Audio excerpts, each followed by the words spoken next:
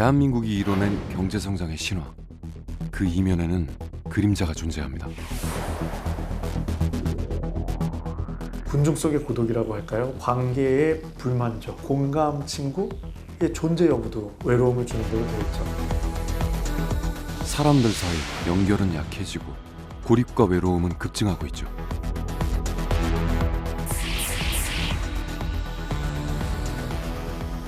근데 지금은 학교가 너무너무 지루해졌고 회사는 그냥 스트레스예요. 공감의 네트워크를 형성해야 되는데 인문학이 아니면 연결될 수가 없어요. 연결들이 만들어져요. 다양한 형태로 예술도 활용하고 문화도 활용하고 해서 사람들이 만날 수 있는 기회들을 더 많이 만들어줘야겠다. 너와 나는 어떻게 우리가 되어 함께할 수 있을까요? 인문 활동을 통해 그 답을 찾은 사람들을 만나봅니다.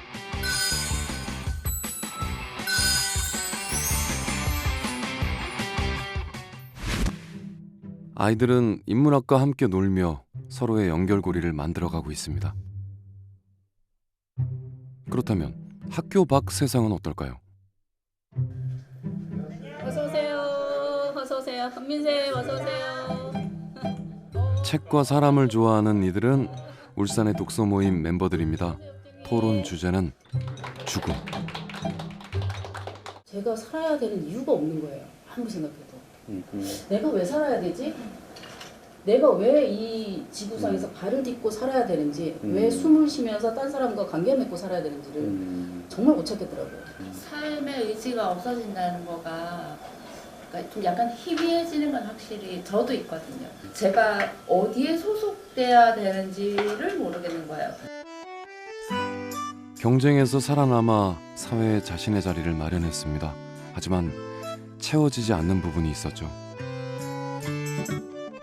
객지에서 직장 생활하시는 직장인들은 다 알 거예요. 그러니까 홀로 버려진 듯한, 뚝 나만 혼자 떨어진 듯한, 그래서 의지할 데도 없고 쓸쓸하고, 저도 이제 서울이라는 곳에 뚝 떨어져서 혼자 있는데 소속이 없더라고요. 그러니까 직장, 집, 그리고 nothing, 아무것도 없는 거예요.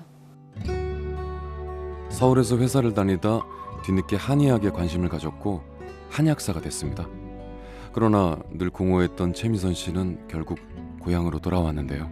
제가 나가 있던 세월이 한 10년이 되다 보니 여기서도 이제 교류 관계가 다 끊어져 있는 거예요. 그러니까 친구들은 10년 전의 친구들이잖아요. 그래서 이제 책 읽기를 시작한 거죠. 친구들끼리 몇 명이서.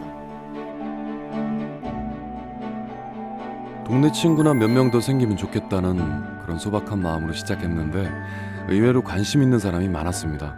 활동하는 멤버는 400여 명. 공동체 활동이라는 것 자체가 내가 혼자가 아니라는 것을 느끼게 해주고 같이 함으로 인해 가지고 그 분야에 대해서 전혀 몰랐던 그런 분야를 또 알게도 돼요. 우리가 어울려서 함께 갈 수 있다는 거, 다름을 인정하는 동료들이 함께 있다는 거는 굉장히 큰 재산입니다. 일단은 삶이 재미있어요. 무료하지 않고. 그리고 나를 바라보는 건강한 눈들이 있어요. 만약에 이 공동체를 하지 않았다면 이렇게 긍정적인 눈들을 제가 가졌을까?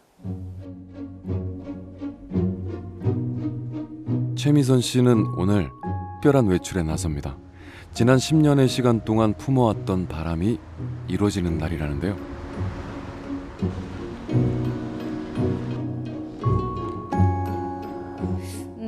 저의 이제 꿈 중에 하나가 울산을 시민 인문의 메타로 만들어 보고 싶었거든요.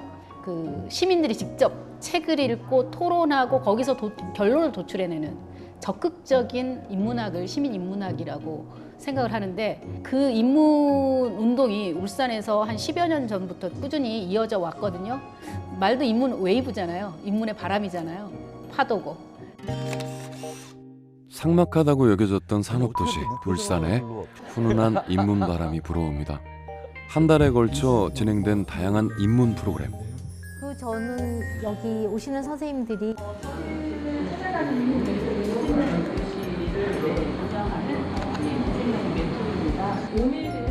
명사들과 소통하며 새로운 깨달음을 얻기도 하고 시민들이 강사가 돼서 책과 삶에 대해 토론하기도 했습니다. 울산 지역이 아무래도 지금 현재 인구 유출도 타 지방으로 많이 심한 편이고 울산에 이런 다양한 인문 행사를 펼쳐가지고 조금 재미있는 도시, 인문학적으로 탐구를 할 수 있는 도시를 만들고자 이번에 인문 행사를 진행하게 되었습니다. 반갑습니다. 최미선 씨도 인문학 전달자로 나섰죠. 심청전 읽어보셨나요? 어렸을 때. 누구나 알지만 누구도 읽지 않는 심청전을 한번 시작을 해보겠습니다. 심청이가 효녀 맞아? 혹시 자녀분 계시나요? 네, 있어요. 자녀분이 나를 위해서 자기 목숨을 팔아요. 자, 그러면 그 자녀가 나한테 효를 하고 있나요? 맞아요. 네. 엄청 큰 그렇죠. 그래서 한번 물어봐야 된다는 거죠. 아, 사람이 뭔가 성장하고 성숙하기 위해서는 각자 다 자기만의 투쟁이 필요하구나. 그냥 거저 얻어지는 건 절대 없구나 이런 생각이 들고. 누구나 알지만 읽은 사람은 없다던 고전이 인생에 대한 새로운 시각을 열어줬습니다. 처음 경험하는 인문학의 재미, 빠져들 수밖에 없겠죠. 울산에서 이런 이제 웨이브 같은 이런 프로젝트가 진행된다는 게 참 대견하다는 생각이 들어요. 또 우리 울산에 있는 사람들이 더 많이 누릴 수 있다면 좀 팍팍한 이러한 심정이나 그러한 관계들이 조금 이렇게 유해지고 좀 부드러워지지 않을까. 인문 웨이브는 지식뿐 아니라 마음의 교류를 경험하게 해줬습니다. 그리고 이건 놀라운 결과로 이어지죠. 자신의 거주 지역에 대한 생각, 그러니까 정주의식의 변화가 생긴 것. 네, 이 임팩트 측정에서 가장 주목할 만한 점은 이 정주의식에 대한 긍정적인 변화가 크게 나타난 점이고요. 사전 설문에서는 그 관계를 지속해 나가고 또 관계를 확장해 나가고 이런 것들을 도와주는 어떤 매개체가 인문 활동이라고 보고 있거든요. 이 성장을 함께하는 그런 교류가 있는 사람이 있느냐 여부도 좀 중요했던 것 같아요. 문화와 인문의 힘은 공동체를 탄생시키며 지역 문제 해결에 도움을 주고 있습니다. 그렇다면 도시에서는 어떨까요? 작은 카페에서 열린 가야금 연주회.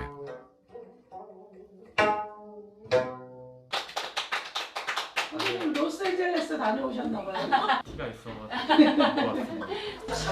1년 넘게 함께 만나면서 어떤 농담도 자연스럽게 주고받는 사이가 됐다는데요.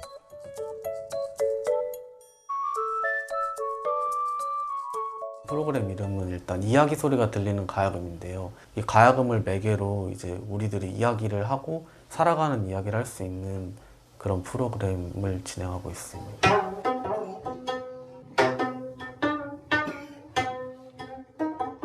처음보다 연주하는 양이 점점 적어지고 있는 것 같긴 해요. 다들 이것저것 이야기도 많이 하시고. 예술과 인문을 매개로 이야기 나누며 연대감을 키워가는 게 이 모임의 목적인데요. 나와서 이렇게 얘기하는 건 저는 솔직히 이게 수다방이라고 생각하거든요. 근데 이거 굉장히 필요해요. 한 번이라도 이렇게 친친해서 오셨던 분들이 보면 안녕하세요 이렇게 인사를 하는 용기가 생겼어요. 덕분에 많은 부분이 달라졌습니다. 친친의 그 팜플렛에도 외로운 분들 한번 들어보세요. 그 문구가 저의 마음을 좀 더 이쪽에 길을 열어주지 않았나 그런 생각이 듭니다. 이전에는 꿈꿔본 적 없던 특별한 인연을 얻은 사람들. 나이 많은 꼰대라고 생각하면 어떻게 하지? 이런 걱정이 앞섰는데 이야기하다 보니까는 친하게 되더라고요. 예술 프로그램을 매개로 해서 만나다 보니까 그 서먹한 거를 풀어나가는 데는 좋았던 것 같아요. 최종 목표는 동친이거든요. 저희는 진짜 이제 동친이 된 것 같아요. 같은 동네에 살다 보니 더 편하게 자주 만날 수 있었습니다. 가야금 연주뿐 아니라 다른 인문 프로그램도 함께 참여했는데요. 후배 엑스라지 아니야? 이들의 활동은 모임이 다가 아닙니다. 출발하시겠습니다. 자율 방법대로 활약 중. 우리 마을에 이런 활동이 있다라고 소개를 하고 같이 이제 활동을 해주셨으면 좋겠습니다라고 제안을 했더니 그분들이 흔쾌히 오케이 하셔가지고 모임 회원들은 얼마 전 가슴 아픈 일을 겪으면서 주변을 더 챙기게 됐습니다. 50대 중반의 남자분이 한 분 계셨어요. 그분 핸드폰에는 아무 연락처도 있지 않아요. 만약에 자기가 혼자 있다가 사망을 하게 되면 그 연락처로 연락이 갈까 봐 연락을 했다가도 저녁이 되면 그 연락처를 다 지우신다고 하더라고요. 어느 날 갑자기 그분이 돌아가셨다는 연락을 받았어요. 가족은 있으나 무용고 처리가 된 거죠. 그래서 이제 여기 친친했던 친구들하고 우리가 적어도 장례식은 치러드리자. 그분의 마지막을 함께한 건 동네 친구들이었습니다. 사실 그 선생님 돌아가시고 나서 길에 지나가시는 분들, 그리고 이제 음식물 쓰레기 버리시는 분들 보면 아 1인 가구구나. 정말 아침에 지나가는 사람한테 안녕하세요라도 한마디 할 수 있는 그런 일을 하고 싶어서 저희가 지금 계속 고민하고 있는 부분이죠. 저 개인적으로도 그렇고. 나이가 들면 뭐든지 혼자서 잘 해낼 줄 알았습니다. 하지만 현실은 그렇지 않죠. 변화는 가끔 작은 시도에서부터 시작되곤 하죠. 주말 저녁 도서관으로 모여든 가족들도 그랬습니다. 오늘은 곧 있을 발표회를 위한 마지막 연습날. 가족들이 선보일 무대는 아침에 눈을 뜨니 엄마의 잔소리가 들려요.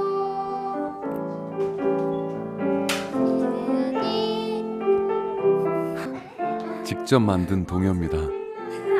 진짜 잔소리가 싫어서 도망간 거야? 올해가 창작동요 100주년이 되는 해이기도 하고 인문학적인 관점에서 좀 동요를 역사적으로도 살펴보고 자기 가족의 이야기를 담은 동요를 만들면 좋겠다 이렇게 해서 만들게 되었어요. 물놀이 불꽃놀이 신나 신나. 곡은 물론 가족의 스토리를 담은 가사까지 모두의 힘을 모아서 완성했습니다.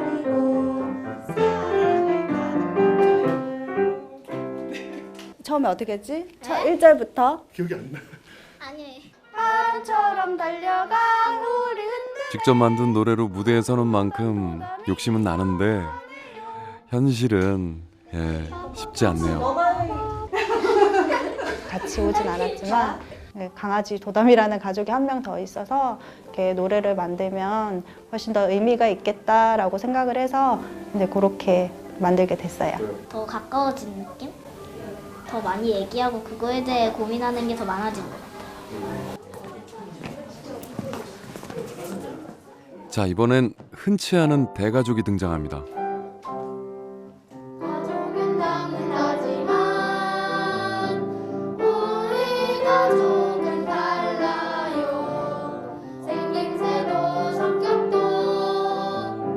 DNA도 모두 생각도 마주보면 날마다 우리 팀에 가장 많은 인원을 자랑하는 이들의 팀명은 와글와글 가족.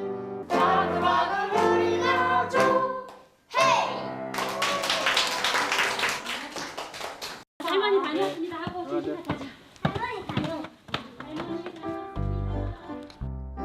연습을 마치고 저녁이 준비되는 사이 아이들은 따로 할 일이 있습니다.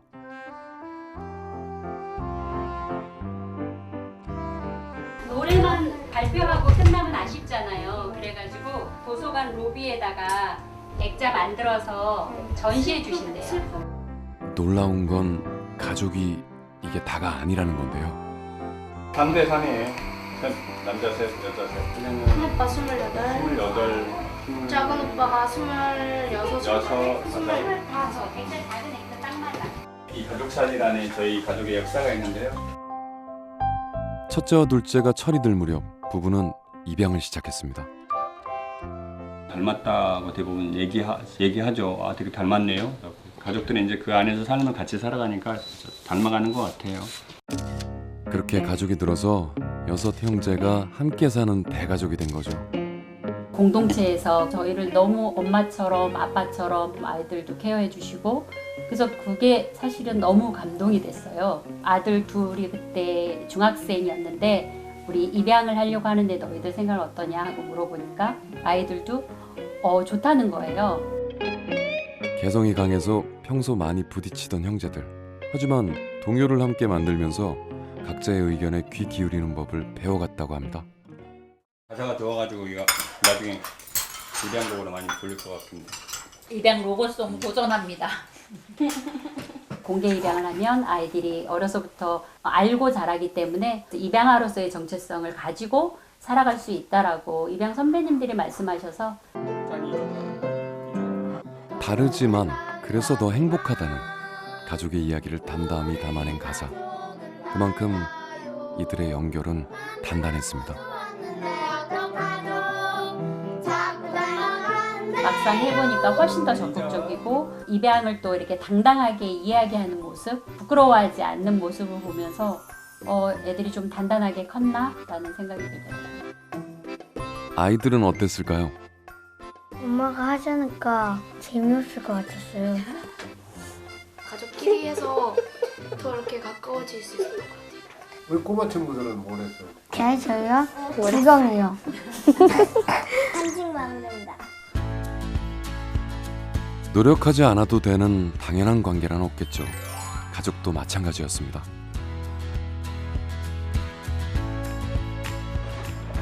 안녕하세요. 먼저 자기소개랑 가족들이 부탁드리겠습니다. 저희는 빅토리 가족입니다. 우리는 사랑한 까머리. 이제 다 같이 모여서 어떤 걸로 해보면 좋을까 해서 막 수업을 다 꺼내보고 그러는 시간들. 우리 가족 좋아요. 내가 같이 찾아 모임을 펼치며 우리로 내내 도담이 너무하네요. 첫 번째 마지막 가족, 와드라들 가족입니다. 앞으로 나와주세요. 정말 좋은 말로 파이팅이 넘치는 그런 가족이라서 네, 정말 힘듭니다.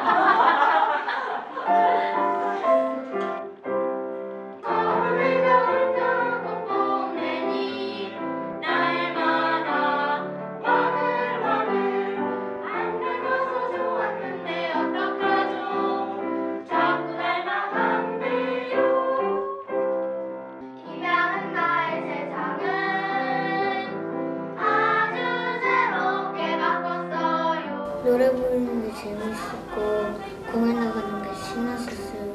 다시 한번 가족들을 또 생각하는 그런 계기가 되는 것 같고요. 정말 가족이 소중하구나. 다시 한번 아이들에게 같이 공감하는 그런 귀한 시간이 아니었던 것 같아요. 다른 가족을 보면서 다른 가족의 삶을 들여다보고 뭐 이런 것들을 보는 것도 인문학의 한 가지니까요. 저희는 좀 감동이었고 참 많이 배웠어요. 저희.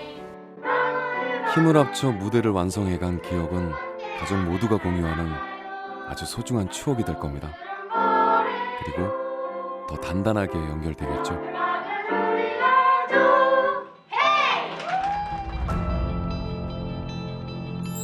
인문활동은 작지만 확실한 변화의 시작.